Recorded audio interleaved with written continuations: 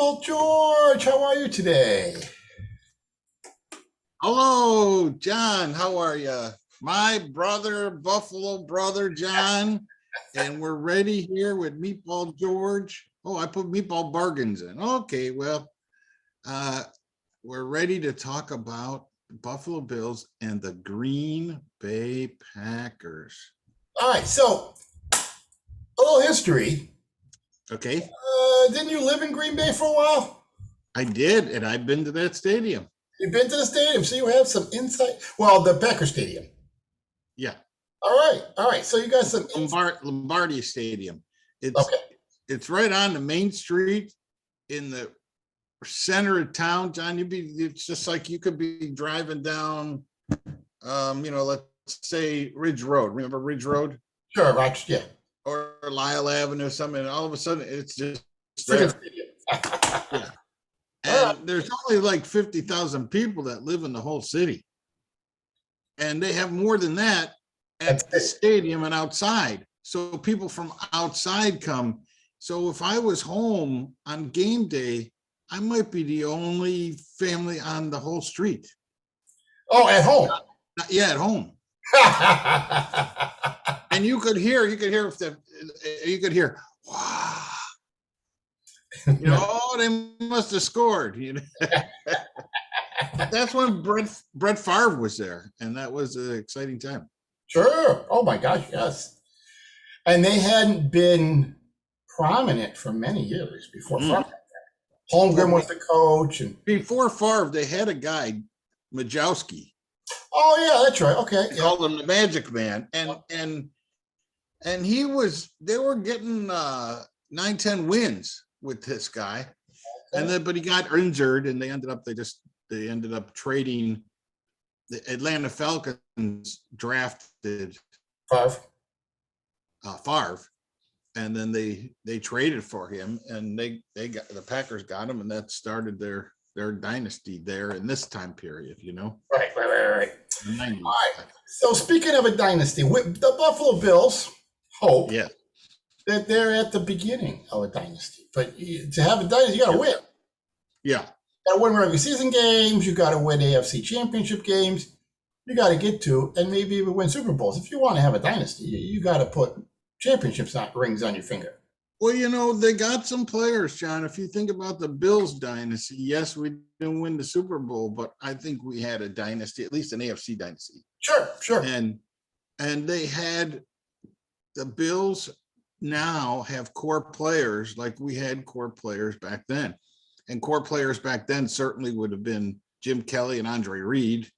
Listen, I hear you, and listen. That was And you've got Allen and Diggs.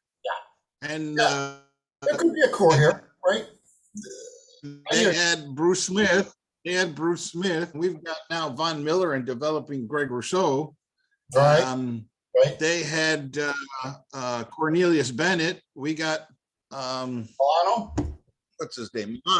Milano. What we don't have is the running back. We don't have a Thurman Thomas. We don't have a Thurman Thomas. We had certainly great guys on special teams like Steve Tasker. We don't have a special teams guy that's that recognizable yet. So we're still missing a couple of parts, but they're getting closer. Well, and I wonder if in today's world, with the prominence of the pass, this team's version of a Thurman Thomas might be a slot receiver. Yeah. I mean that somebody who's dynamic like that can play at different positions. Maybe not. Maybe even a little running back, but maybe not running back at all. I don't know. We'll have to see. And Ken Dorsey, I think if this team continues to be successful, he'd be their offensive coordinator for 5 more years. Hey, Gene, John, do you see my picture or no? Yeah, I see you. We've had some. Oh, there we go. Something came up on my screen, and then now it's gone. Okay. I'm noticing some connectivity issues or some speed issues. So you've frozen a few times on my screen, but it's always come right back. So I don't know if that's on my end or your end, but if that happens, we'll try to pause and get some reconnect. Okay. So we got a nice Sunday night game. I think the last time the Bills were at home on a Sunday night was maybe 2008, 2007. It's been a number of years. I can't tell you how much the Bills that I was watching a video of one of these people, these so-called experts, Sure. talking about how the Buffalo Bills are going to be in Green Bay this weekend. They didn't even have the right location. That's how much they care about the Buffalo Bills. They're like, oh yeah, they're going to Green Bay. They're not going to Green Bay. Although, John, I got to tell you, that's a hell of a place. If you talking about Bills Mafia, which they got a huge amount of fans, right? Mhm. The Packer backers are just as wild, and I would say if there was anything, if there was anything that have in the NFL that has fans like the Bills, I would say it's the Packers. Yeah, and that's They've had them for decades and decades, back to the 50s and 40s. Central Florida. Mm-hmm. And sometimes you don't have to go watch the games in a bar or whatnot, especially if I'm anywhere near a tourist area, and that bar is near a tourist area. There's Packer fans there. Mm-hmm. Yeah, they show they want to. They may be on vacation, but they want to watch their team. Mm-hmm. So Yeah. they are very enthusiastic. They're very polite, but they're right. Yeah. But they definitely love their team, and it's great to see that kind of support. You know, that's wonderful. That's super. So this time it's in Buffalo, and they'll have to face the Bills. The Bills. Yeah. So how do you see, like, the Packers have had some tough times here with their getting their offense on track. How do you see this game going? Well, I honestly think that it's going to be a difficult game for the Packers, but I do see, when I look at the style of play that the Packers are doing, and I look at the style of play that the Bills do on defense, and I'm talking about the Packers offense versus the Bills defense. Okay. I think the Packers offense is going to be able to move the ball for a while. Okay. Now, let me explain what I mean. They do have, they really have a lot of good players on their team, but the team is not playing well together. That might be a coaching problem. But they've got a couple of good running backs, but they can't run the ball. Their offensive line is as bad or worse as the Bills has been in the last few years.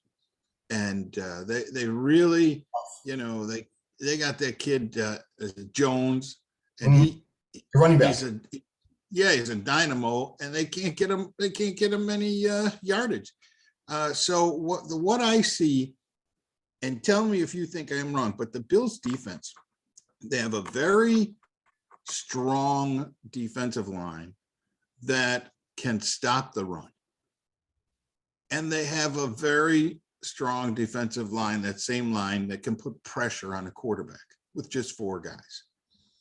And what I find is that the Bills will keep their 4 linemen up there, putting pressure, and the 2 linebackers that we use, and generally we're only using 2, right, are able to shoot the gaps, or they're staying untouched and able to make the play on the ball as these linemen take up all the space, take up all the opposition. And it's leaving the linebackers free to hunt heads of ball carriers. And they're doing it very successfully. So I'm finding that the linebackers are playing a little closer to the line of scrimmage. And in general, we're trying to keep all the passes in front of us and not let them get past. So the safeties are playing back a little far. And there's a gap between where the linebackers are and where the safeties are. And I think that's where Aaron Rodgers is going to be able to attack the Bills. Okay. And certainly he has experience to be able to recognize. I think that, and when I've been rewatching some of their games this year, and what I'm seeing is he's not really going deep with the ball. He doesn't have that kind of receivers, but he does have some receivers that can make a play over the middle, and he's throwing 4-yard passes, 5-yard passes, 6-yard passes, and he's moving the ball that way. And what happens when the Packers are breaking down? It's generally because there's so much pressure on Aaron, he can't be as accurate as he normally should. And B, some of these receivers just can't catch the ball. Oh, okay. So there's a lot of drops. But if they clean that up, that could be a lot of trouble for the Bills, because, like I say, I'm seeing the Bills linebackers playing closer to the line of scrimmage, and the safeties playing back deep and leaving a big gap between the two. Now, I don't know if you've noticed anything like that, but that's what I'm seeing. And I think that's where Aaron Rodgers is going to attack the Bills. He's going to try and get rid of the ball fairly quickly so as to avoid that rush and just dump it right over the linebackers' heads and make his completions in front of the safeties. Okay. And he's going to use that as his run game. The safeties, if they are indeed playing back a bit, that might be as much in response to the Bills having to use the inexperienced cornerbacks. Maybe so. Yeah. Cornerbacks. So, or even like in Miami, they had wideouts with great speed. You really didn't have that against Baltimore per se. So we'll see how this plays out. And then on the other side of the ball, I'm sorry, were you going to say something? Well, it sounds like you're thinking that the Bills may have more of a bend but don't break kind of philosophy here. Well, I think that's what I see. When you look at their statistics for the Bills, they're like number 1 against the run.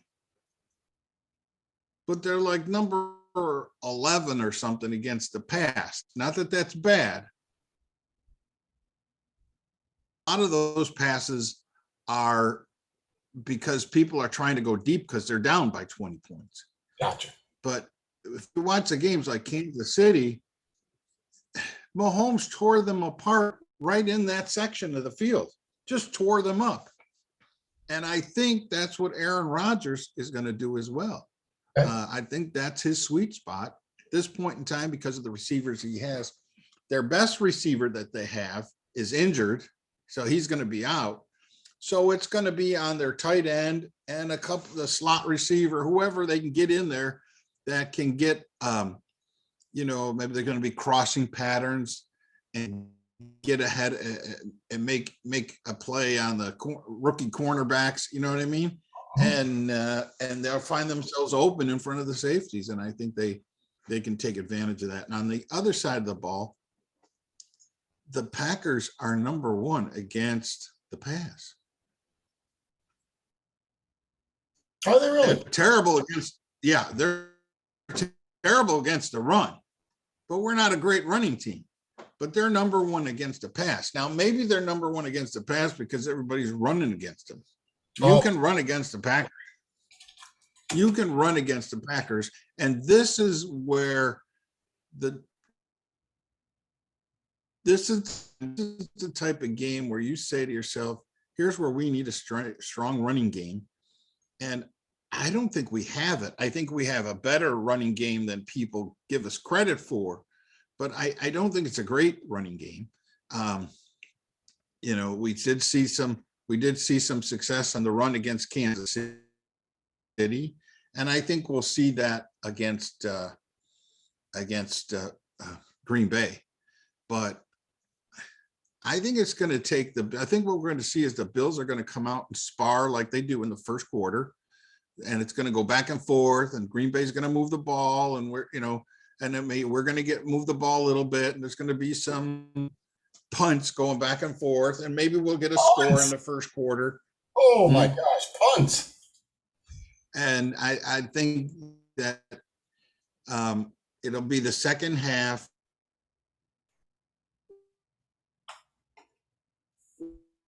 Where Frazier finally he'll go to one safety and get the other one up closer. and Locked down the middle. lock down the middle. And I think that's when we'll see, when they lock down the middle, I think that's when we'll start to see the sacks on Aaron Rodgers. And they might sack him 5 times, but I think it'll be later in the game. And that's when Josh Allen is going to be able to finally take advantage of him, because we're going to get better field position, shorter fields, and be able to score. I don't see this as a real high score game. I don't know how you feel about that. I don't see the Packers scoring a lot against Buffalo. I don't see them scoring more than twice, but I do see them chewing up a lot of the clock, and especially in that first half, which means Buffalo won't score as much. So I'm seeing it more of like 24-14 type of game. Oh, close and low scoring. Yes. All right. I was just trying to pick up what the point spread is in this game. Well, the last I saw 11.5. It's been going up. It started at 10.5 and went to 11, and then went to 11.5. But I don't know what it is right now.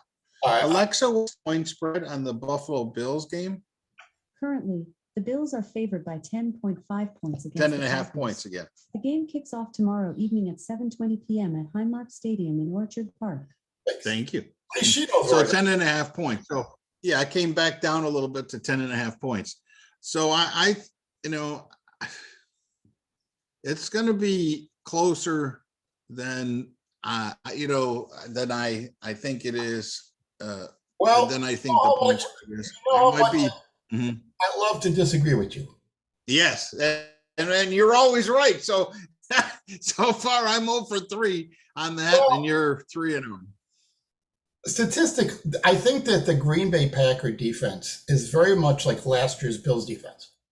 Okay. Statistically, they look good because they played against poor passing teams. Mm-hmm. Like, okay. If I tell you they've beat, hold on, because if I tell you that they've beat the Bears, yeah, the Patriots, mm-hmm. then they you can't figure that team out. You don't even know who the quarterback's going to be. They lost to the Giants, they lost to the Jets, they lost to the Commanders. None of whom can pass. They haven't seen an offense like they haven't played Kansas City. They did play Minnesota, got their ass kicked. Yeah. That's the closest offense, the dynamic offense that they're going to be facing. That's the closest they've come to facing the kind of offense they're going to see Sunday night. I think the Bills are going to crush them. Okay. I think this could be do you think they'll come out of the gate? Will Buffalo come out of the gate? Yeah. Do you think Buffalo will come out of the gate scoring, or do you think it'll be more of a sparring type? I think we return to the Bills scoring on their first drive. And I like to hear that. I think that the Packers are going to have a difficult time getting the Bills off the field, except for after a score. Mm-hmm. That they may score a bunch, score quick. The defense might get tired because the offense is not out there very long. And it's because maybe this will be a game like it was the first couple where Josh Allen sat on the bench for the fourth quarter because they didn't need him. I think that. And then the news media will say how much better the other teams are because they score more points. So they score more points because Josh Allen is protected. He's being protected, and he's not running the score up to 70 points against some of these teams. I'd like to see that, John. I really would. I mean, I just have this. Every time I watch the Bills, they're vulnerable against a short passing game, and they do bend, but not break. We've seen Kansas City move it all the way down and gets intercepted in the end zone. We've seen things like this, Sure. And that's the way. I mean, Aaron Rodgers is a master, but it's very possible that his skill is waning a little bit. His age is up there a little bit. He doesn't have the great superstars around him that he's had in the past. He doesn't have the the defense to go get him a ball on a short field. And,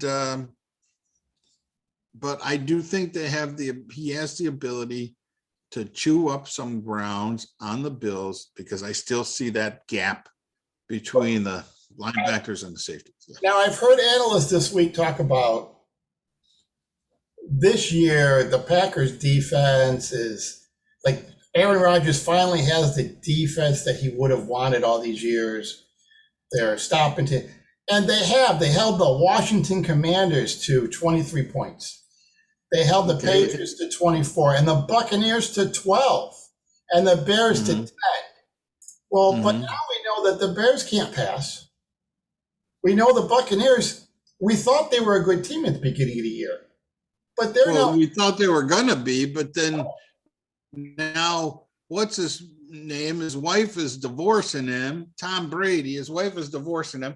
I'm telling you, if you look at him, he's all drawn out, real thin. He doesn't look healthy at all. Okay, and this might be fine with the wife and the kid. My point is, when they played them at the beginning of the season, and the defense, the Packer defense, held them to 12 points, and we gave them a lot of credit for that. But it turns out they suck. Yeah, they suck then. So now we know they suck. I don't give them much credit. They haven't played a team, and they haven't beaten a team that's any good. And they haven't really played a team with a good offense. The best offense they faced is probably the Patriots. Yeah. So, yeah, I think I would never say that the Bills are not going to punt like they did in that playoff game. But this is the kind of game that they may push that envelope. I don't think the Packers can stop the Bills defensively. And we'll see. I think Aaron Rodgers is he's got a little bit of magic in him. But I don't think he's got 60 minutes of magic in him. I got a stat for you. Stat? Great. Yeah. The Packers, and I might not have this exactly right. You could check my math, but this is what I think I saw. Is on third down conversion rate, the Packers are converting third downs 80% of the time with a pass. Now, that means they're not converting 80% of their third downs, but 80% of the third downs that they do convert is with the pass. So I'm thinking that Green Bay is finding themselves in a lot of third and longs, which is forcing the Packers Rodgers into a passing mode on third down. And I do think that is going to catch up with them during this game against the Bills. And the Bills are going to be able to sack that guy 5-6 times, maybe. Listen, look, I hear you. The Packers. And they're only converting 25% of the third downs. Well, I just pulled it up. I got 35, but 35 in the last 3 games, only 25%. Okay. But for the season, 35. So when they won a game, that they must have done a little better. All right. So, well, those are their stats against the Bills. The Bills are going to crush them. I think that might be where we're at. I think the coming off a bye, especially, it's a big game. It's a night game. Even if they weren't excited about playing the Packers, it's a night game where they'll be able to show their stuff on national TV. This team normally gets up. Well, they normally get up for every game, but they generally do well when they're the only team playing. Mm-hmm. So I think this could be a day. Get your shout song ready, get your popcorn ready, get your whatever favorite snacks you may want, and get ready for a party. You don't think this will be a trap game because the Bills are worried about the Jets the next week, do you? Yes, I think the Bills may actually have certain plays that they put in specifically to fool the Jets next week. That's And now Keenan is going to play them all. Is going to be the quarterback for those plays. We may see fake field goal thumps, fake punts. so that the Jets, because they're very worried about the Jets. Yes. I do actually. I kind of think the Jet defense might be better than the Green Bay defense. So You do. yeah. So And that'll be a big game. It's going to be a huge game for the Jets.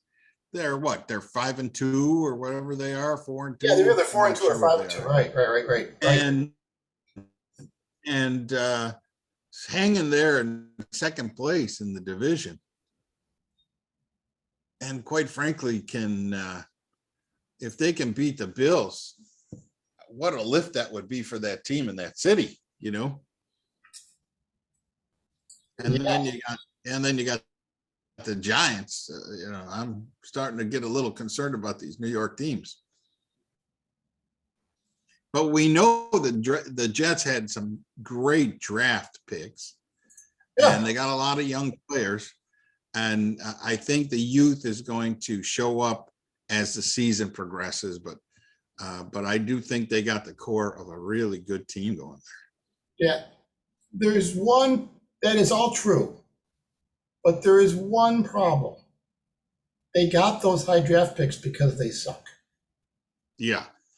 And they're not adding high draft picks and quality players to a good team or even an average team. They're putting them on crappy teams. So whereas if they are healthy, they can field a nice team and maybe beat anyone on a given day.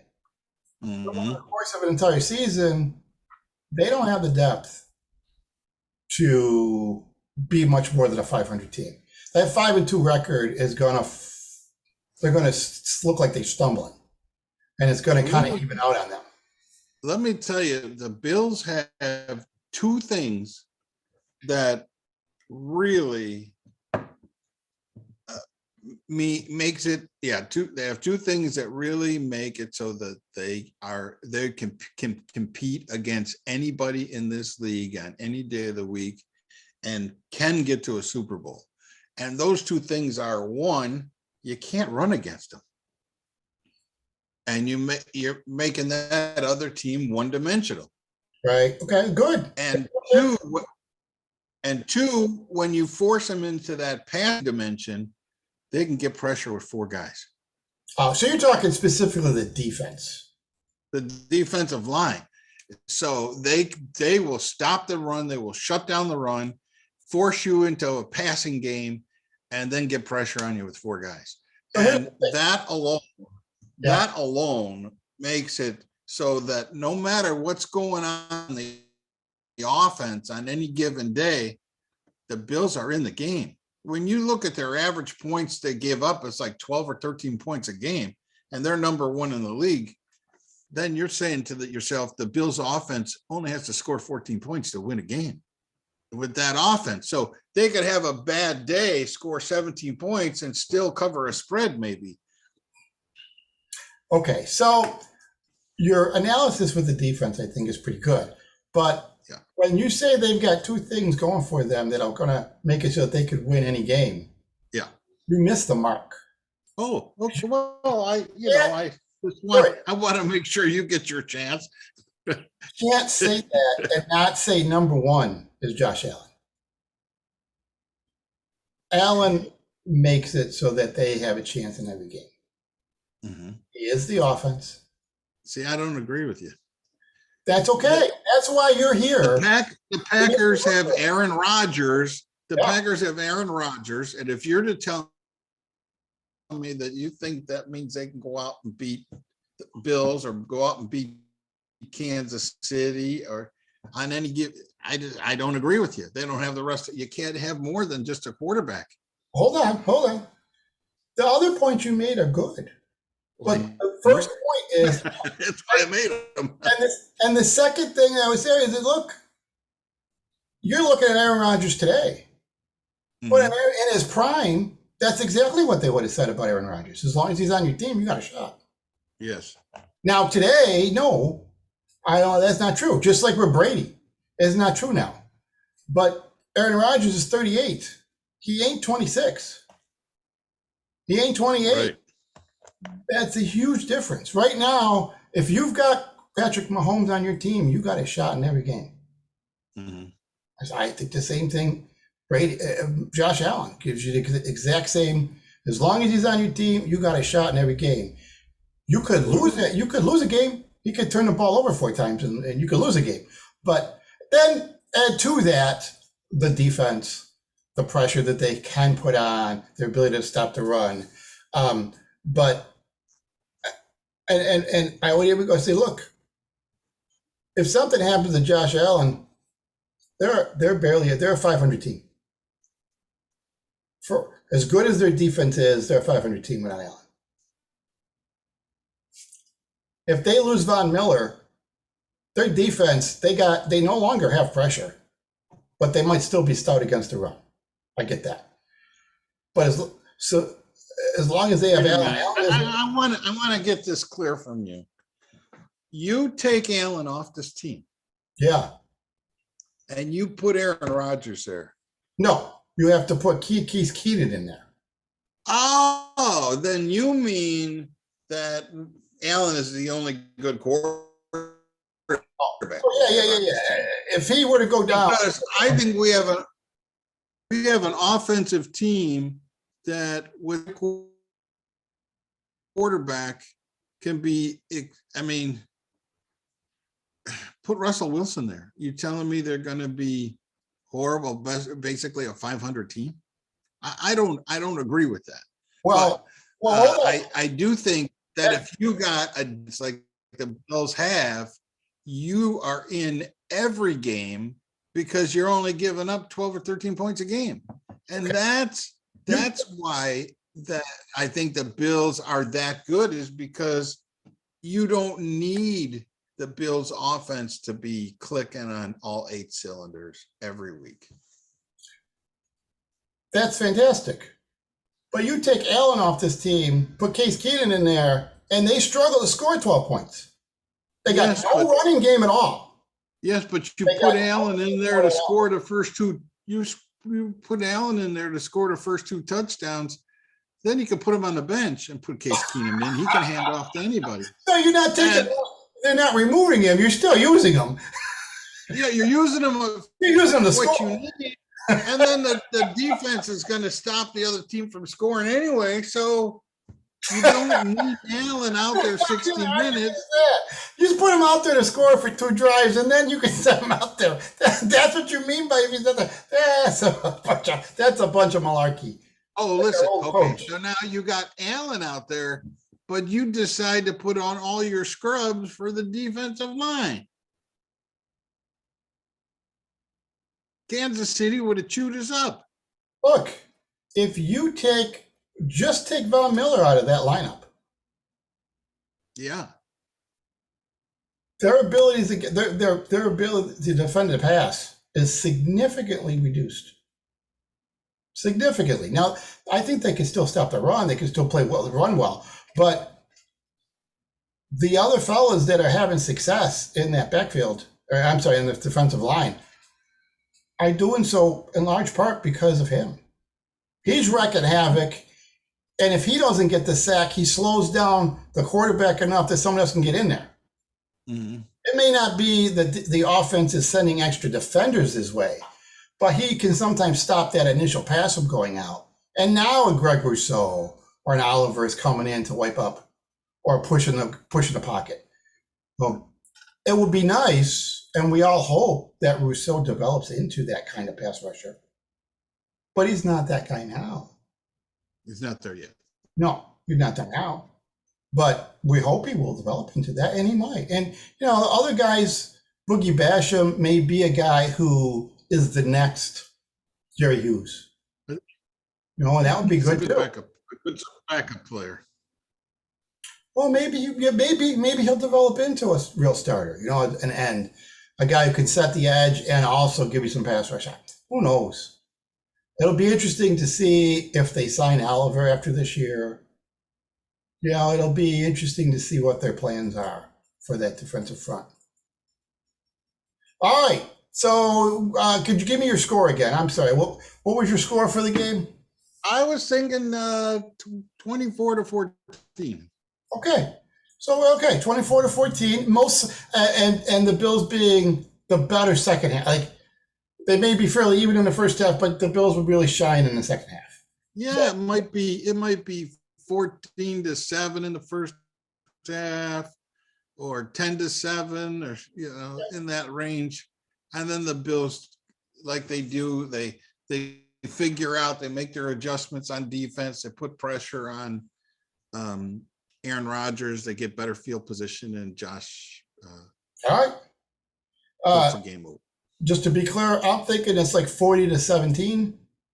And the Bills really. I love it. I'd rather see your game. Yeah. I'd rather see your I game. think that you should have your snacks ready to go. You're not going to want to miss this. They're going to put on a show. I want to see, like we saw that last game where it was the Bills were so dominant that at the end of the third quarter, the network switched the game. It's like, well, let's turn this game off. They're so far ahead. Let's change the channel. Right. So what is it, NBC? We're going to hear Carrie Underwood, and then we're going to get to. Is it still Collinsworth? Who the heck does the Sunday night games now? Oh, I can't stand that guy. I think we might be stuck with him. All right. We only got a couple of minutes left. Anything else you want to throw out there before we say goodbye?